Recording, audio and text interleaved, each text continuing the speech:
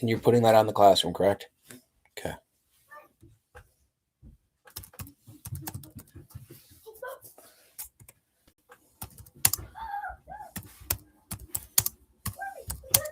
And is that all just safe? Yep. Yep.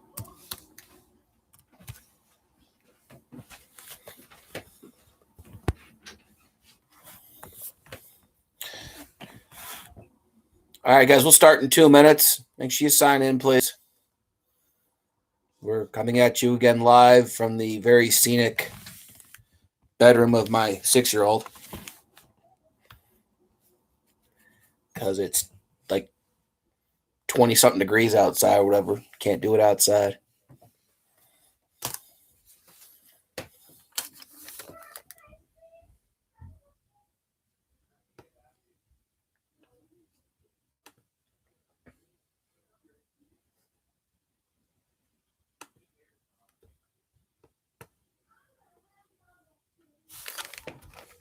Yes, I'm using 2 Chromebooks here.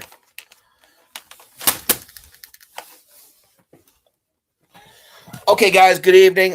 Tonight we're going to talk about women's rights, part 2, and we're going to do it for periods 6 and 7. So please, by all means, throw your questions at me. Definitely makes my life easier. I do have another Google slideshow up there that you can use as a reference. I put a whole bunch of hyperlinks on there. There's videos. There's little like History Channel readings. There's a couple images. I have documents. And you're looking for basically that. And today we're going to talk about women's rights, periods 6 and 7. So basically think of it as Susan B. Anthony all the way up through Rose the Riveter.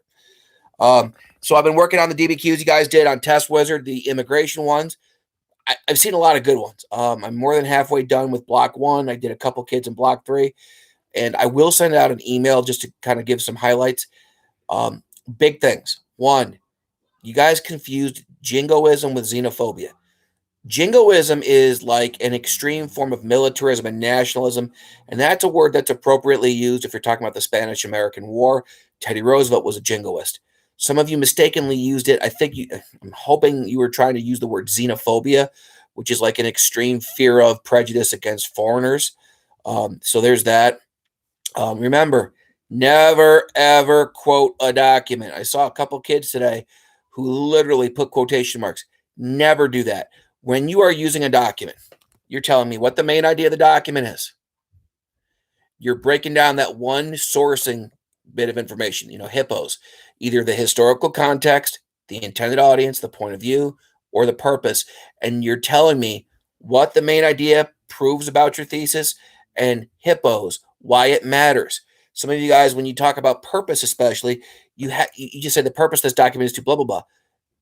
Like in the Samuel Morse document that was in your DBQ. Morse, if you got anything from the document, he was a nativist. He was very prejudicial towards immigrants. Yeah, he's the telegraph guy. And I wouldn't even use purpose so much as this was his point of view. This was the point of view of Samuel Morse, who was a nativist. And then maybe you say, look, this point of view was shared by others, including the Know-Nothings, aka the American Party.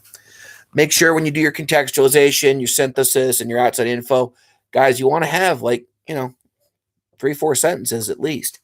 Some of you were kind of stingy with stuff like that.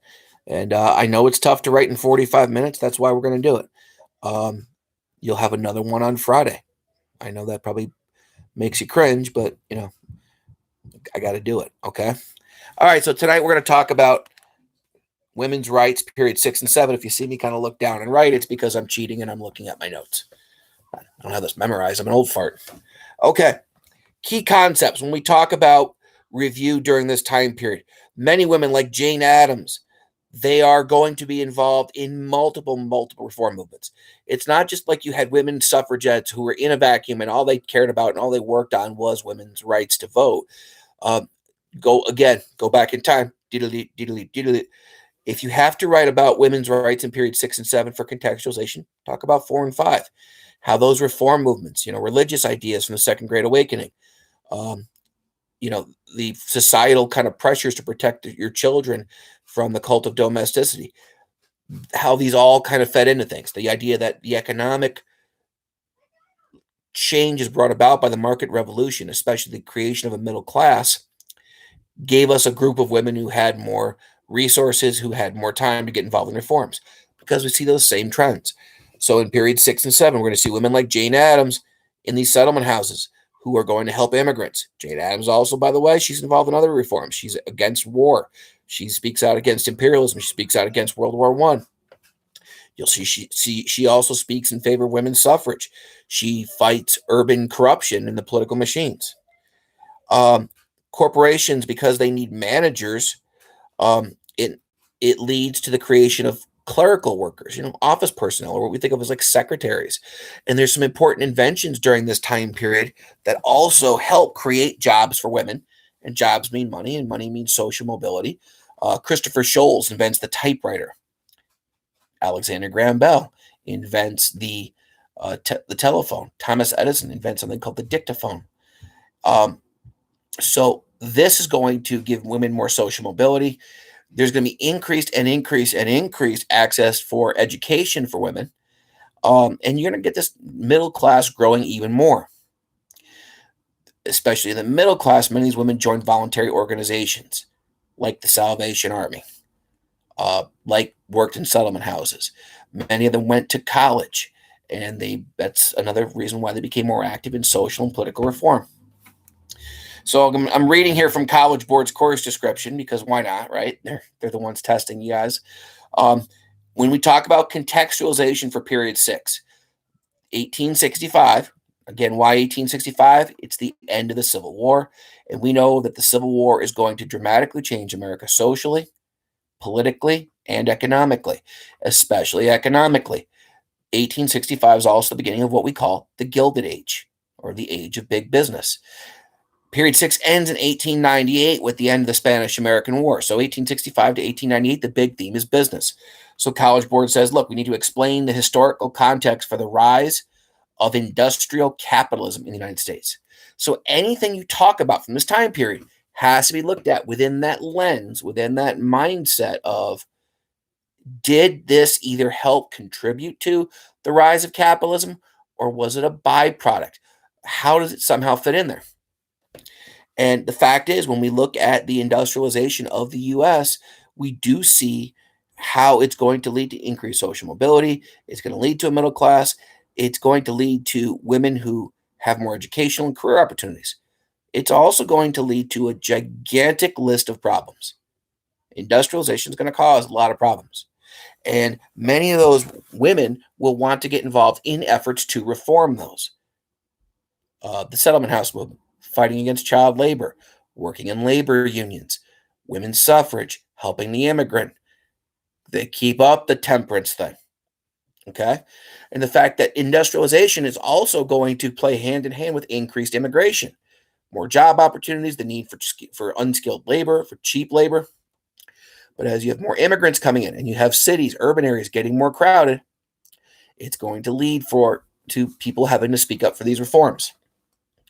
And that's going to bring us into the progressive era. So under contextualization, they've got another big idea. There's new cultural and intellectual movements like the social gospel movement that either buttress, which is a fancy way of saying reinforced, or challenged, kind of like the existing social order. The other big historical thinking skill AP loves for period 6 is good old CCOT, continuity and change over time. The idea that there's new cultural and intellectual movements. And again, during this time period, what philosophies, what ideas changed, which ones stayed the same. All right, key terms and people. And I got a lot of videos up in here. I've got hyperlinks for you guys to check out. Understand that the women's suffrage and the other reform movements from periods 4 and 5, from that second Great Awakening, they're going to continue after the Civil War. And they're going to re-energize women's rights leaders, especially when you have the ratification of the 14th and 15th Amendments, because they very blatantly leave women out. They declare that all African-American men are citizens with equal rights. They grant suffrage to African-American men. And again, this will really kind of like cause some division between African-American rights leaders and white women's suffrage leaders, but it's also going to energize that women's rights movement more. And again, I'm going to beat you in the head with it. I'm going to keep saying it, but these factories, these corporations, they create a growing middle class because you need factory managers, you need office managers, and these middle class women, because they have more leisure time and because they have more, wealth, they have more resources. It's hard to get involved in social causes if you're worrying about trying to put food on the table. They're going to get involved in these reforms. Inventions. Again, new inventions like the telephone, the typewriter, they're going to lead to the increase of what are called clerical jobs. And very often, what this did was this expanded the job opportunities for women. We talked last night about how during periods 4 and 5, acceptable jobs or socially acceptable jobs for women were things that were related to the home. Being a seamstress, a hat maker, a tailor, a cook, a cleaner, a domestic. Well, now these office jobs also become acceptable, at least socially. Women's rights issues. Yes, we still have the question of equality because the 14th Amendment, again, you give African American men the legal right of equality, and that's going to push white women to say, where are our rights? Job opportunities. Is it appropriate? Is it socially acceptable for women to work? Not only that, but when they are working, what kind of treatment should they get? We talked last night how I talked and you watched how the Lowell mills, women, the girls who worked there, they could be more easily exploited. They had a lot less rights. We're going to see that during the Gilded Age in the factories. Very often when you think about the sweatshops, and we've all heard that term sweatshop, the term sweating actually doesn't mean like what's under your armpits. It refers to the process of somebody would hand out like bits of material, and your job was to make so much material, so much clothing with that cloth, with that yarn, with that fabric. And it was a lot easier to have women or immigrants work in these sweatshops because you could bully them around more and they had less leverage, they had less power. There's also some other factors that are going to lead to women feeling more independent. And some of them are weird, so bear with me here. During the Gilded Age, you get the creation of the first department stores. R.H. Macy creates one. Sears and Roebuck Company.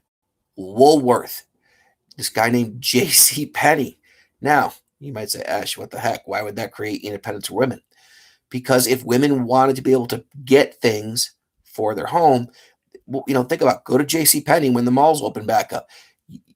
A department store, a place like Target even, you can do one-stop shopping. They've got a clothing department. They've got a department that will sell you blankets and pillows, and there's cookware, and there's da-da-da-da-da. And anything that would take a woman's job and make her life, easier, more convenient, was marketed as, or at least thought of as something that's independent. Mail order catalogs. The Sears and Roebuck Company, Sears, for most of its existence, it operated by mail order catalog, and you could buy anything from the Sears catalog. You could even buy your house. And if you ordered a house, they would have a truck show up, and there's all your supplies and everything you need for a house. The idea of RFD, or rural free delivery, that in very rural, country type of areas, that you'd have increased mail delivery, that people wouldn't have to go into town to get the post office. All of these things make everyday tasks easier. And again, that creates more time. All right. So again, because of these economic changes, the Gilded Age is going to bring problems. And there's a large array of problems. You're going to find women involved in trying to solve all of them. I love the fact that I see so many questions. We're going to kick butt with questions tonight because I don't have as much to talk about tonight. It's a little bit more of a pared down deal. Labor conditions. Again, we learned this year that conditions for workers in factories and railroads in any industry were really rough because you had so many immigrants coming in. That meant you had a plentiful supply of unskilled labor. Workers had less negotiating power. The government was very pro-business. They would help put down strikes. So workers had very little leverage. Women in particular were working in factories and sweatshops. Now look at me. This is important. The Triangle Shirtwaist Fire was in 1911. Write that down. I don't care if you don't have paper, take a Sharpie, put it on your forearm. Text it to your friend or something. The Triangle Shirtwaist Fire was in 1911. It was during the Progressive Era. It was not during the Gilded Age. I didn't even put it on the slideshow because I wanted to make this point. The Triangle Shirtwaist Fire, it's 1911. It's the Progressive Era. It's not in the Gilded Age. I cannot tell you how many times over the years I've seen kids make that mistake. But, again, it's an example, though, during period 7, just in the Progressive Era. And it was in New York City. Workers who were part of the International Ladies Garment Workers Union, that was a union, the International Ladies Garment Workers Union, they had just gone on strike for, among other reasons, unsafe working conditions. And, you probably learned in middle school what happened. Management didn't want women to be able to sneak out at break time. They chained doors up. There was only one door that was unlocked, and it opened inward and not outward. So women were almost crushed as they tried to get out the door. In fact, most women never even got down to the ground floor because the fire cut them off. And many women chose to hold hands and jump from the building and thought that would be a better way to die than dying of smoke inhalation or being burned to death. So women are going to have to get involved in crusades to help other women in the sweatshops. Also, this is still an era of child labor. Children are doing all kinds of jobs. You learn in AP World in 10th grade in the Industrial Revolution about the bobbin boys, the little kids in the textile mills who would stick their hands in the machines while they were moving to change the bobbins that hold the thread. Kids could be put in any job that required little people to do little things. Coal miners. Kids would work in mines, but they would also work on the rock crushers. You would dump the coal and the rocks and anything you mined, the ore, onto these conveyor belts, and kids would sit kind of straddle the belts, and their job was to grab the rocks out of these fast-moving conveyor belts full of ore before they went to the big rock crushers, and you can only imagine what might happen if Junior wasn't paying attention and ended up on the conveyor belt. A very important woman to talk about, Mother Jones, Mary Harris Jones. She is going to become what they call the angel of the mines. And I would love you. There's a hyperlink for Mother Jones. I would really like you to check her out. She's a really useful person. She actually kind of goes one-on-one with Rockefeller. All right, other reform movements that you're going to see women involved in. Temperance. Again, this is not a new reform movement. This is a holdover from periods 4 and 5, but it's continuing. And industrialization kind of really mobilizes temperance even more. Why? Industrialization creates economic problems. You get a bigger stratification, a bigger gap between the rich and the poor. And because of that, you also get more urbanization. You have bleak living conditions. And some people, in a very kind of messed up way of thinking, decide, oh, it's your fault that you're suffering, that you're poor. It's because you're drinking, rather than perhaps maybe you're drinking to deal with, your life situation. But temperance becomes even more of a powerful movement. In 1873, a lady named Frances Willard founds the Women's Christian Temperance Union. And then there's this lady, good old Carrie Nation and her axe. Carrie Nation would go swinging that axe in bars to smash bottles, and she carried that purse right there with a bag full of rocks, basically, to raise hell and destroy bars. These women are going to ultimately be successful in period 7 because after World War I in 1919, you get prohibition. That's the other thing when we talk about these reform movements. I don't care if you're talking about temperance. I don't care if you're talking about women's suffrage or, abolition of slavery. Ultimately tell us, are they successful? Why are they successful? How do you know they're successful? Women also became big in other reform movements. Native American rights. There is a woman in the 1880s named Helen Hunt Jackson who writes a book called Century of Dishonor. Her book is going to lead to the creation of the Dawes Severalty Act, which turns out wasn't so good for Native Americans, but the sentiment behind the book was to try to help. Civil rights. There's a woman named Ida B. Wells, and she's going to become a journalist and someone who really tries to expose civil rights issues in the South, especially lynchings. Then there are women who do a little bit of everything. And that's where you get a woman named Matilda Jocelyn Gage. Matilda Jocelyn Gage's house is a historical site. It's in good old Fayetteville, New York. And Matilda Jocelyn Gage, she kind of spans multiple time periods. We can bring her all the way back into periods 4 and 5. She's in 6 as well. Matilda Jocelyn Gage was an abolitionist. She claimed to have hid African Americans in her home, or runaway slaves, actually, in her home in Fayetteville. There's some question perhaps about that. She was involved in the women's suffrage movement. She was involved in Native American rights. She became a big advocate in terms of freedom of religion, freedom of speech. And her son-in-law was some guy named L. Frank Baum, the guy who wrote The Wizard of Oz. So she's involved in, like I said, a little bit of everything. All right. Important point to make. Again, this idea of continuity and change over time.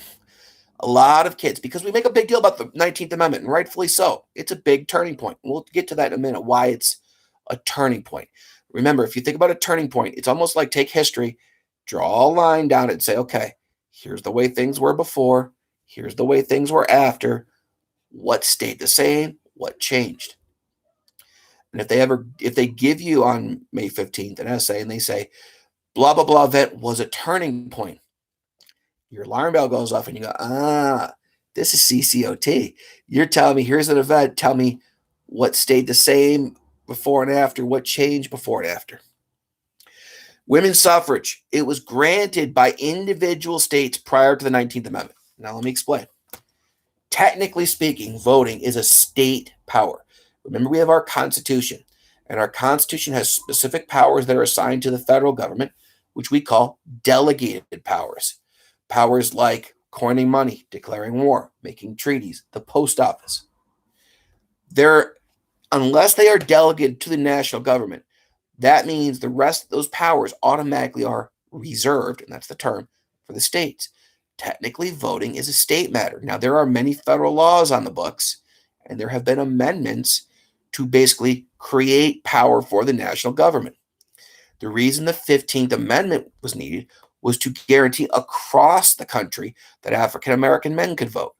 The 19th Amendment was needed to guarantee across the country that women could vote. So dig this. The first state to give women suffrage was Wyoming in 1889. Now, here's where you can score some suck-up points with the AP graders. I've mentioned this guy before to you, Frederick Jackson Turner. Frederick Jackson Turner was the guy who wrote the Frontier Thesis, and he made the argument that the Western frontier was one of the things that made us more democratic. Point to the fact that it was the Western states who granted women's suffrage first, Wyoming. Several states had given women suffrage before the 19th Amendment was ratified in 1920. New York, for example, let's keep our state, did it, I believe, in 1917. And one of you guys, if you want to do me a favor, could fact check me there and send it to me in the comments. I think it was 1917 for New York. I bet you one of the Jordans or Warner will do it. All right. So that's an important point to make, okay? Now, there were efforts to get women's suffrage passed. Susan B. Anthony in 1872. So we're still in period 6. In 1872 in Rochester, New York, Susan B. Anthony and 15 housewives went in, registered to vote. Next day, knock at the door. Ma'am, come with us. You broke the law. She gets arrested. At her trial, she refused to be quiet. She kept speaking out. She was held in contempt of court. She got thrown in jail. Okay? Later on, an amendment to grant suffrage to women would be proposed in Congress, basically throughout the rest of the late 1800s, and it was nicknamed the Anthony Amendment. It never, thank you, Faith, it's November of 1917.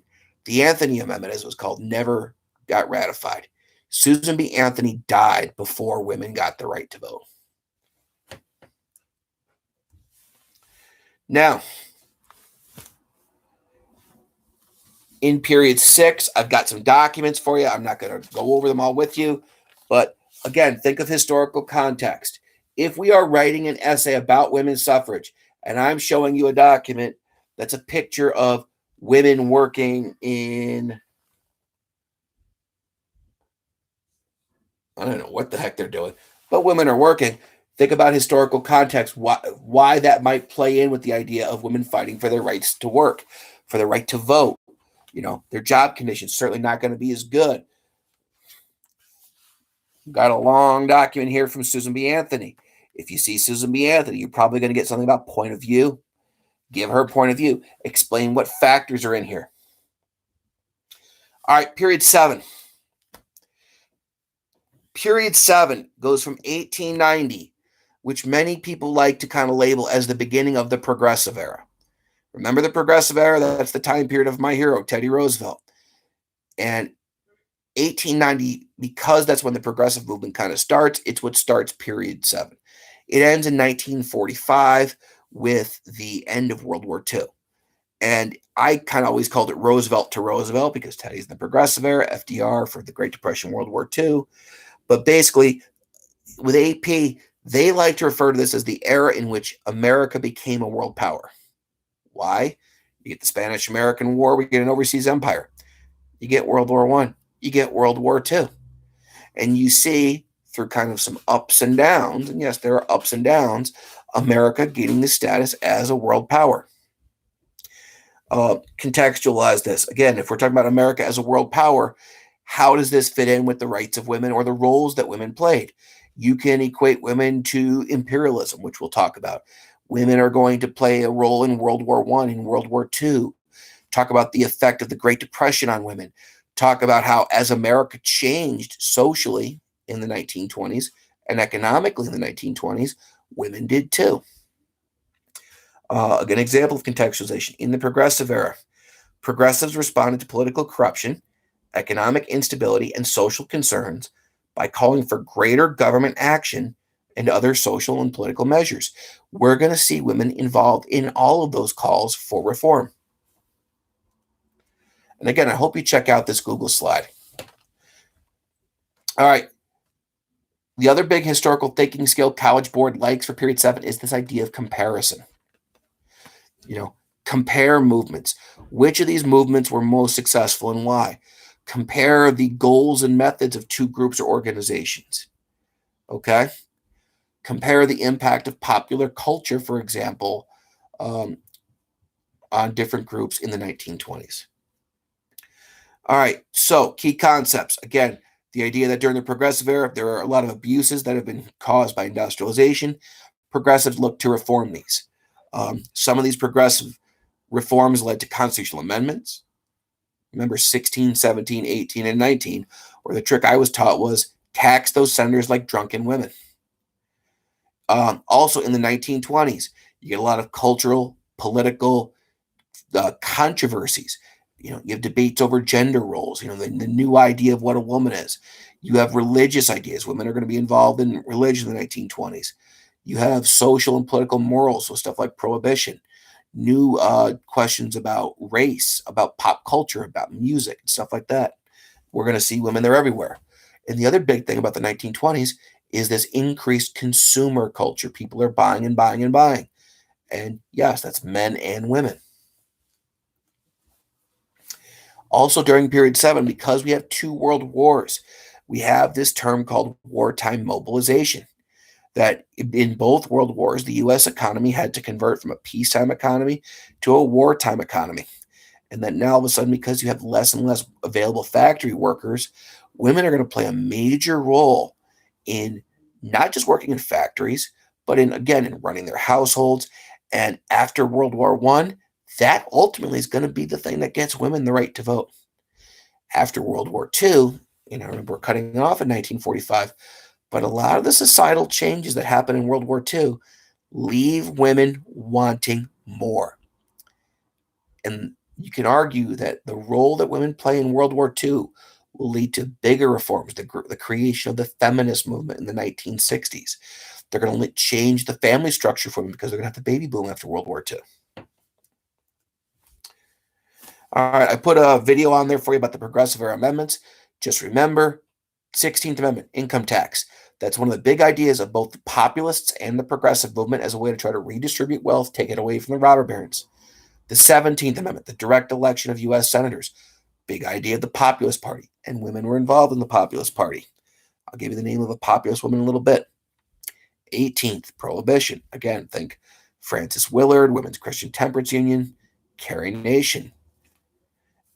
19th Amendment, women's suffrage. I think enough said. All right. So, what reforms are women involved in period 7? In 1890, you get the creation of populism. There is what's called the Ocala platform. The Farmers Alliance meets in Ocala, Florida, and they kind of list a platform of reforms they want to see, and that's going to lead to the creation of the People's Party or the Populist Party. And in 1892 and in 1896, they're going to run William Jennings Bryan as their presidential candidate in 96. There's a guy, James B. Weaver, they run in 1892. And the Populists, they want a lot of big reforms. Remember, they're a third party. And if I say third party, you say new ideas, split the vote. They bring up new ideas like direct election of U.S. senators, government ownership of some of the major industries like telephones and telegraphs, government stricter regulation of the trusts, the coinage of silver instead of gold. They want to coin silver at a ratio of 16 pieces of silver for every one of gold. Bryan gives the famous Cross of Gold speech. And they split the vote. Now, one of the famous populists was a lady named Mary Elizabeth Lee. So I've got a hyperlink there to her. You're going to see women involved in issues involving urban poverty. Remember, industrialization leads to urbanization, and all that increased urbanization is going to cause problems. So, Jane Addams. Jane Addams was typical of a lot of the women who work in the settlement house movement. She's wealthy. Most of the women who work in the settlement houses, they're upper middle class or beyond. Where Jane Addams was special, though, was she didn't say, "Oh, I'm going to go down to the bad neighborhood. I'll do some work. I'll, ladle some soup out, and then I'll go back to my cushy lifestyle in a nice, warm, and comfy place." No, she actually lived in the city. She lived where she was doing her work. She bought this old mansion in Chicago called the Hull Mansion. She turned it into Hull House, and she subdivided rooms up. She had kindergartens. She had medical clinics. She had places where religious service could be held. She kind of ran like as a social services agency. And the settlement house movement really caught wind, not just in Chicago, but other places. One of the big places was in New York City, in Hell's Kitchen, which back then was like a really rough neighborhood. And you had some very famous women, wealthy women who worked there. Frances Perkins, who would later on, during the Great Depression, FDR would name her as the first woman in a presidential cabinet. She was Secretary of Labor. And because she had so much experience working with urban poor and with poor and working class families, that really influenced, the policies that she would try to enact as Secretary of Labor. And some other lady, what was her name? Oh yeah, Eleanor Roosevelt. And boy, she in many ways became like a driving force to really push and prod FDR. You're not doing enough for women. You're not doing enough for African Americans. You're not doing enough for children. Women are going to be involved in muckraking. And if I say muckrakers, you say digging up the dirt. The journalists of the late 1800s, early 1900s who exposed corruption. Remember, we said to muckrake means you're digging up scandals. Anyone remember who named the muckrakers, who came up with the term? If you know, put it in the comments. Who came up with the name muckrakers? I'd love to see if you remember that. Well, anyway, one of the most famous muckrakers was Ida Tarbell. Ida Tarbell, if you remember, she wrote History of Standard Oil Company, and she sold her story to, I think it was McClure's magazine, and the magazine chopped it up into like 16 parts. Why? Muckraking and magazines went well together because magazines want you to subscribe to them. So by chopping up into parts, your motivation was, hey, if you want to find out what Rockefeller did, you got to, subscribe next time. And her work was motivated largely because Rockefeller put her dad out of business. Her dad was an oil man. Anyone get it yet? Who came up with the term? Yes, good job, Zach. Teddy Roosevelt. And Tarbell, her investigative work, she's like in many ways like one of the godmother, I guess you could say, of like investigative reporting. It led to Teddy Roosevelt launching an investigation into Standard Oil, and in 1911, the U.S. Supreme Court breaking up Standard Oil Company. And she exposed the cutthroat business tactics, the secret rebates that Rockefeller was getting from the railroads. So she's a great example of, again, a woman in a different reform movement, in this case, muckraking. Child labor. There's a woman named Florence Kelley, and I've got a hyperlink there for you.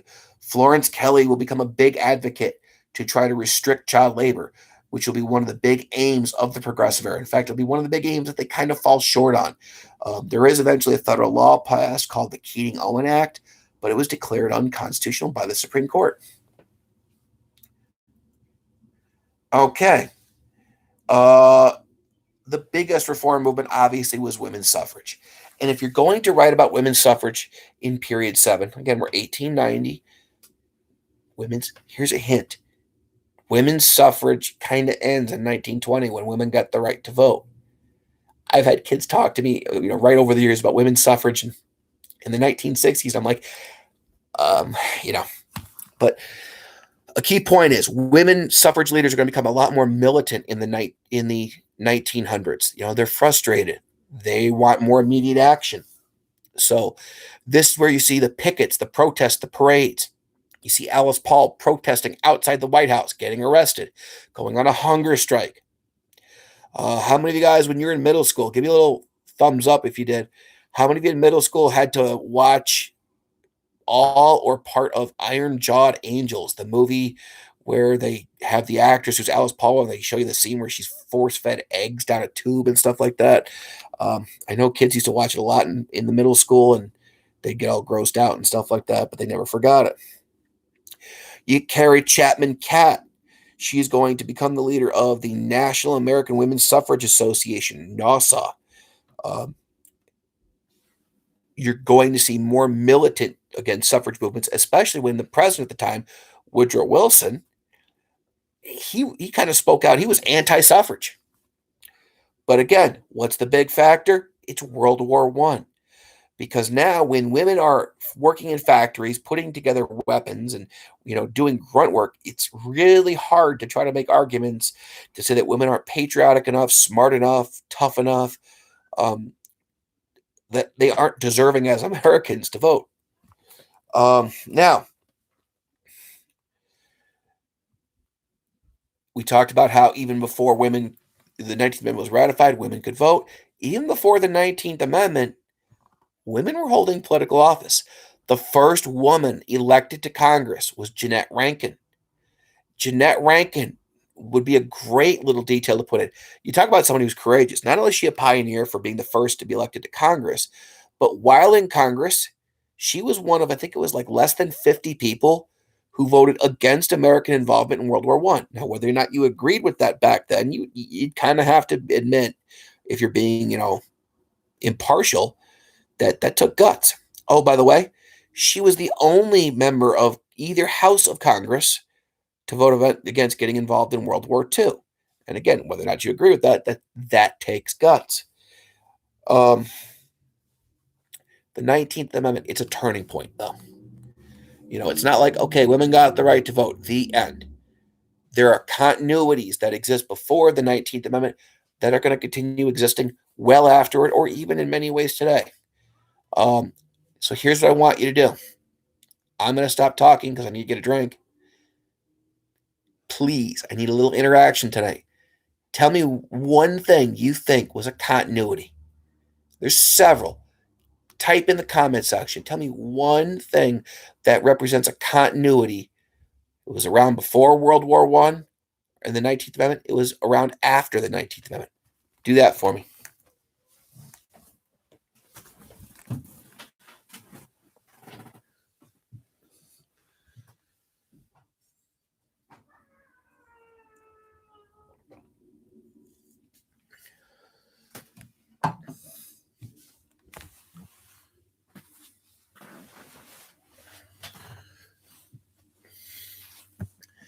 Waiting on you guys. Come on. Can you think of one thing that changed, or not changed, one thing that stayed the same before and after the 19th Amendment?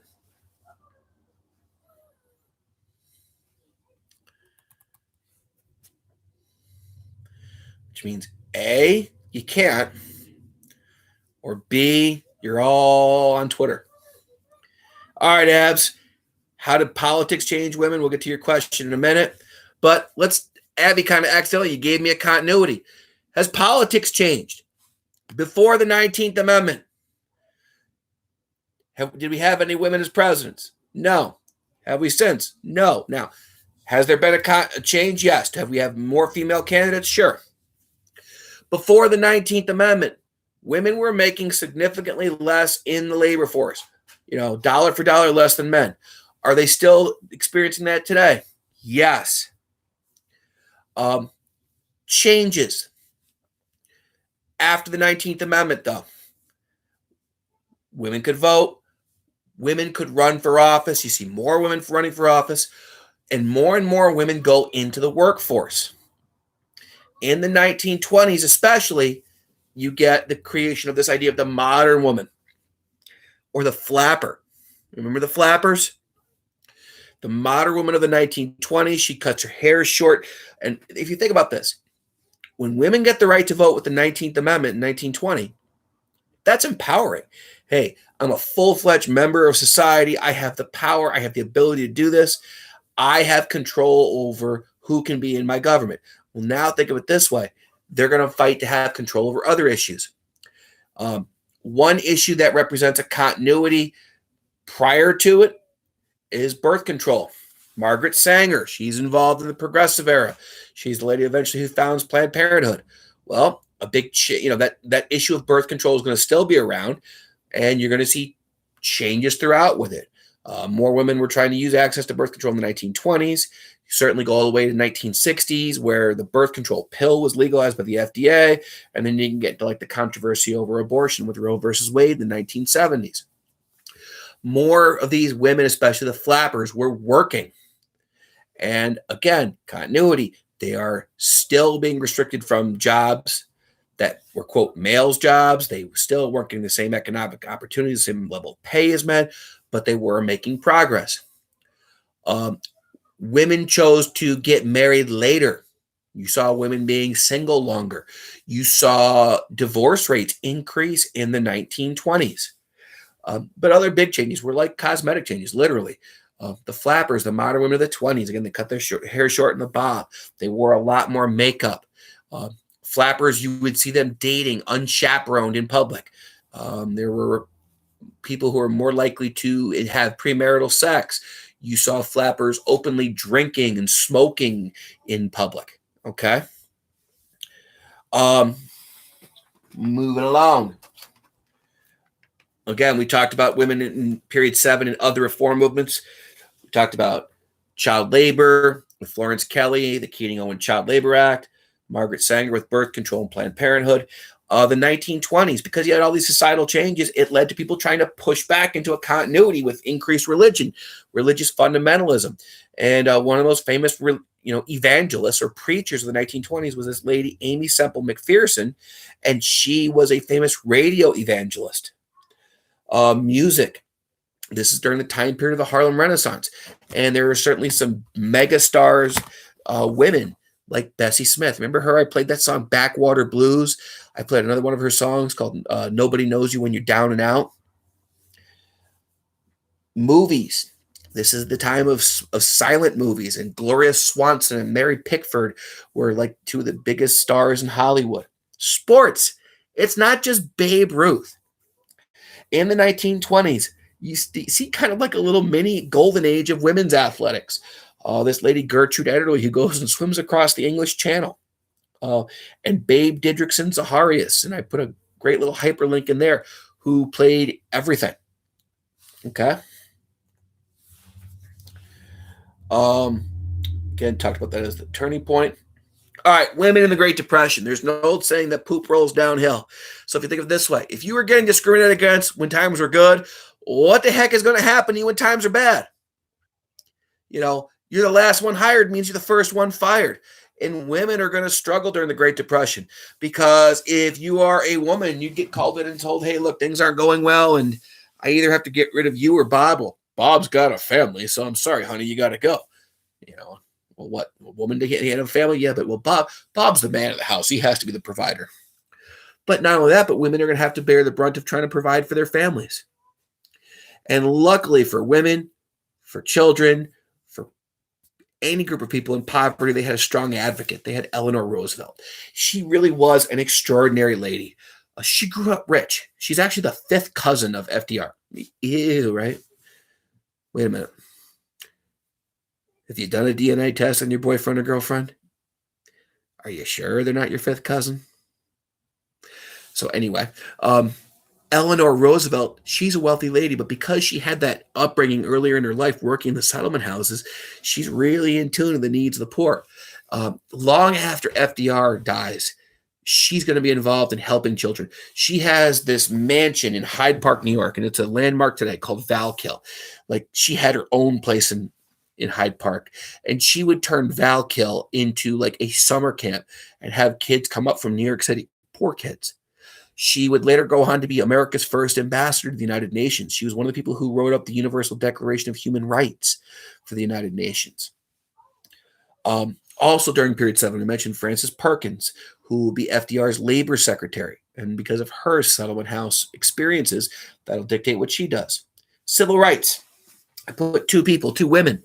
Marian Anderson. She's an African-American opera singer with this amazing voice. And she tried to put on an opera concert, and she asked the Daughters of the American Revolution, this very snooty kind of ultra-elitist organization, to use her concert hall. And they were like, no, you're black. We're not letting you do that.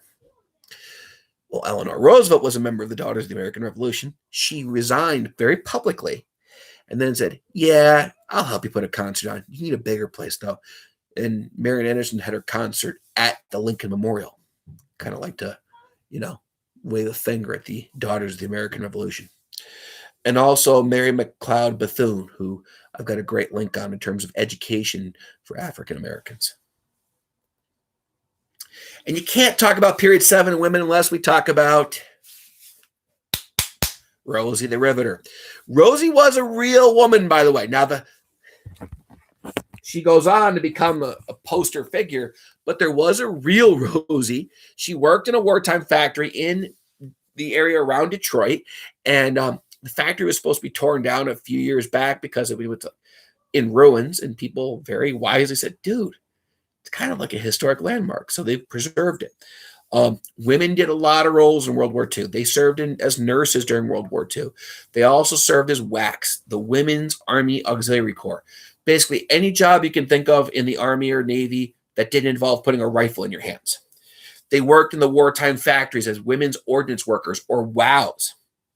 That's what Rosie was. She was a WOW. But even if, a woman wasn't a WOW or a WAC, even if she was just at home, she was doing her part for the war effort. She was planting a victory garden. Grow your own fresh fruits and vegetables so that way they're not being taken away from our soldiers. She was having to do rationing. You couldn't buy anything during World War II without ration books. I had to go to Wegmans the other day, and of course, they've got the signs up, one package of toilet paper, and I had to get like one package of eggs and stuff like that. Well, during World War II, it was even more strict. You had a booklet. You'd go to the store and you'd say, yeah, I want you to give me 5 gallons of gas. And they'd say, well, we have to see a ration book. Hey, we're sorry. You only have 2 gallons of gas left. We can't give you more than 2. Because they'd stamp that book. Housewives had to get really creative. Housewives, even to do their part for the war effort, could bring home a little bit of change. I told you this story about recycling bacon grease and stuff like that to take the fats, and you'd bring them to the butcher. The butcher would sell them to the government. The government would turn those leftover drippings and stuff like that into explosives. World War II is going to affect women because after the war, you get all those soldiers and sailors coming up. And there was this big delay in marriages. And from 1945-ish to about 1965-ish, you have what we call the baby boom, where America's population explodes. And I think the number was in 1957, there was one baby born every 7 seconds. They really, really missed each other. Now, why do I bring all this stuff up? Because, again, that's going to now, after World War II, when women are told, okay, hey, thanks for working while we were gone, but go back, it's going to lead to more and more women saying, no, I want to stay in my career, and I want more. That's what I've got for you for period 6 and 7. I've got a couple documents. I'd love it if you checked them out, guys. There's a Supreme Court case called Mueller versus Oregon.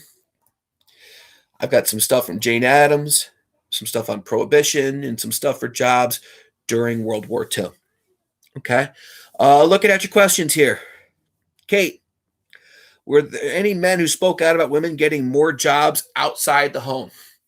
Not that I know of, Kate. If we're talking about women getting jobs outside the home, I guess the best one I can give you is During World War II itself, the U.S. government went heavy on the propaganda to encourage women to work in the wartime factories. Again, posters of Rosie. I've got a document up on this Google slide that I'll show that you guys can check out. So not so much an individual, but certainly like governmental policies during the war. Rob, court cases regarding women's rights. Yes, during the Progressive Era, there's a case called Mueller versus Oregon. It's about women and work. The state of Oregon had passed a law restricting the amount of time that women could work as a means to protect them, basically, by saying, we don't want the factory owners to be able to exploit you and intimidate you and make you work so many hours. And this case went to the Supreme Court saying, well, you're denying the right of women to decide how much they want to work on their own. And the Supreme Court had already, in another case called Lochner, basically said that men, you couldn't restrict the rights of men working, and that was like a law that said like you had to restrict people like 60 hours a week. In this case, the Supreme Court said, well, yeah, you could have laws to, quote, protect women. Other court cases regarding women's rights in these time periods, that's the big one, the Mueller case. Jenna, how do women being involved in sports change the way society viewed them? All right, truth be told, women like Babe Didrikson Zaharias were considered to be like the exception. They were kind of like controversial because Babe Didrikson, she could do anything. She could play professional baseball. She didn't play MLB, but she played baseball. She played basketball, and she was such an incredible athlete that she actually ended up marrying a professional wrestler. Yeah, a guy named George Zaharias. And so her publicity people tried to make her seem, quote, more like a woman. And so they did photo ops with her like in an apron, like baking cookies and stuff like that. But I wouldn't say that I don't know how much they changed it, but at least they challenged the idea of, women's rights. Okay. Abs, how did politics change with women being more involved in office? Well, again, this is a very gradual transformation. You can go with Jeanette Rankin, go to Frances Perkins being involved in the cabinet, and it's going to take quite a bit of time. Like, you won't see the first woman nominated to be a vice presidential candidate by a major party until Geraldine Ferraro in 1984. You won't see a woman on the Supreme Court until Sandra Day O'Connor in 1981. Hillary Clinton, the first woman to be nominated by a major party to be the presidential candidate. So kind of gradual, long term it there. Let's see here. Anna. Hang on here. My little cursor is kind of slow. All right. How did Jane Addams being the first woman to win a Nobel Peace Prize impact women's roles in society? I don't know. I think just certainly you can say the fact that she won a Nobel Peace Prize, the recognition she brought, gave further and further credence to the idea that, women can do anything and, challenge the status quo. Faith, how do women react to their jobs in factories being taken by immigrants? It depends. Now, understand the idea of women like losing their jobs to immigrants. We see it heavy in period 4 and 5 with the Lowell Mills, the girls being replaced by the Irish. But you are going to see women involved in unions, and you are going to see women involved in some of the nativist activities. Remember the Knights of Labor. They were the ones who pushed hard and lobbied Congress to pass the Chinese Exclusion Act. But in many cases, a lot of these people were immigrants. And you can say that like male and female union members were concerned about like the use of contract labor and stuff like that. Let's see here. Jana wants to know how World War I impacted women's suffrage. Jana, again, if you make the argument, you say, look, first of all, it was hard for Woodrow Wilson, the guy who spoke out against women's suffrage, to now do it because women were working in the factories. It also really kind of put America on the spot. Think of it this way. On April 2nd, 1917, Woodrow Wilson went to Congress and said, quote, "The world must be made safe for democracy." That was his message when he asked Congress to declare war. How the heck are you going to say that when 52% of your country can't vote? And so again, women are working in the wartime factories. We're supposed to be fighting a war to make the world safe for democracy. And it's just really World War I puts it over the top that you can't really stop women's suffrage nationwide. And let's see here. Jordan, how long was it until every state granted suffrage to women? Well, think of it this way. Wyoming did it in 1889, and the 19th Amendment was 1920. So from the time the first state did it until the 19th Amendment, that's 31 years. Nolan, Triangle Shirtwaist Factory. How did it change the life of factory workers, and how does it compare to today? Oh, boy, that's a good one. When you have 143 women die in a factory, it becomes scandalous news. I remember this is 1911. This is also when you still have that yellow press, the yellow journalists. And it's going to lead more and more to stronger, more active unions. It's going to lead to the creation of the Wobblies, the International Workers of the World, who are like an extreme union. They want like worldwide socialism. It's going to lead to a crackdown on more regulations of the sweatshops. But it's really, again, you're not going to see big wins for labor unions, male or female, until you get into the New Deal with the National Labor Relations Act, aka the Wagner Act. And FDR, for example, he's going to be the president who, with the Wagner Act, gets all union workers the right to collectively bargain. How does it compare today? Well, you could talk about how, like, I would try not to do comparisons today, only because you don't have as many details, and some of them aren't as good because, like, you talk about Nike and the sweatshops, but those are in Vietnam. Brandon, did workplace reforms come for women or children first, and why? You start to see them first at a strong level for women and children. It's kind of spotty because, again, you won't get child labor abolished until the New Deal. You'll get minor victories at the state level, and it's hard. That's why it's hard to quantify it because, again, the idea was they were trying to get federal reforms for these issues when initially, at least, they're statewide. You like the holes that my 6-year-old put in his blind? Yeah. Apologize to your parents. You have no idea how much money you probably cost them over the years. Let's see. Helena, how did the Seneca Falls Convention influence ideas to change women's rights in future periods? Helena, that's a great question because I've had kids ask me over these. Well, what changed because of Seneca Falls? Well, truthfully, not much. As time went on, you started to see changes like in women being able to own property. But it's going to be a long time coming before you do get women's suffrage. Zach, women participation in the progressive era. Again, muckrakers, that's Ida Tarbell. Margaret Sanger with Planned Parenthood. Jane Addams with the social gospel movement and speaking out against war. Jane Addams also going to crack down on political corruption with political bosses. A lot of questions tonight. Love it, guys. Trying to see if there's something I didn't answer. Hannah, can you connect Abigail Adams to Jeanette Rankin with their view on keeping neutrality? I am going to tell you the truth. I don't know much, Hannah, about Abigail Adams' views on foreign policy with neutrality. I would say, I know you're looking for synthesis. Goodness gracious. You could connect Jeanette Rankin to Abraham Lincoln.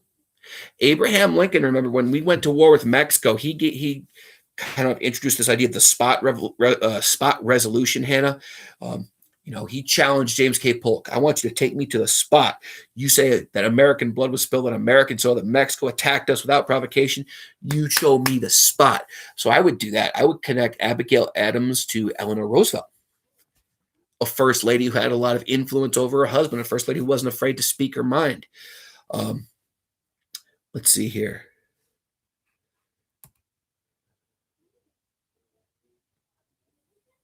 Liv, love this question. Why were women mainly the lead advocates for reforms such as temperance and prohibition? Because they need them the most. If you think about it, again, go back to that idea of the cult of domesticity, where society's putting pressure on women, saying it's your job, the safety and the upbringing of your family. And I hate to say it like this, but think about the practical aspects of it. That these women, if their husbands are drunk and abusive, they and their children are going to be the ones who bear the brunt of this. So it kind of makes sense why they'd become like the leaders, the leading advocates of it. Let's see here. A lot of good questions tonight. Any other questions you have about any topic, guys? We've hit the 1 hour mark. As far as I'm concerned, I love the fact that you were here. On Friday, you're going to run a test wizard. You have Friday, it has to be done by 11:59 p.m. on Sunday. So same thing, I'm giving you 3 days to decide when you want to do it. 45 minutes. Now, I'm not going to tell you the topic, but think about what we've done this week with these YouTube live reviews. Just think about that. What could I possibly ask you about? That's all I'm saying. Until then, log off and plug in your Chromies, homies. See you guys.